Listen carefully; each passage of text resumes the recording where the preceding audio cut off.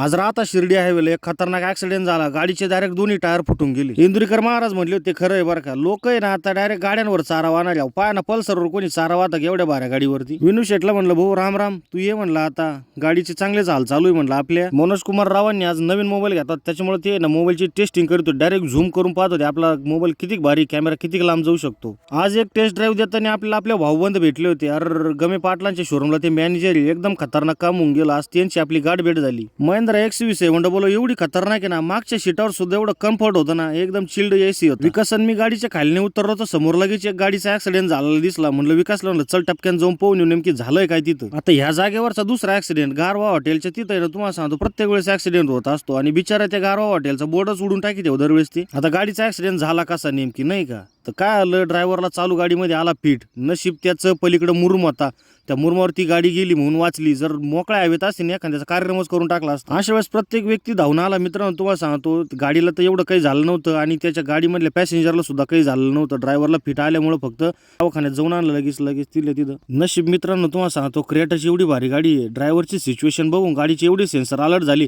Direct एक साईडला गेली होती. ड्रायव्हर भाऊ पण 10-15 मिनिटात क्लिअर झाले होते आणि लगेच त्यांची गाडी पण आपण क्लिअर करून त्यांना एक साईडला काढून दिली होती. तेवढ्या चहा वाटणारा गोगा भाई आपल्याकडे आला होता. तो आणि भैया ऍक्सिडेंट कैसी हुआ? अरे क्या बता यार, कुछ नहीं हुआ, ठीक है सब कुछ.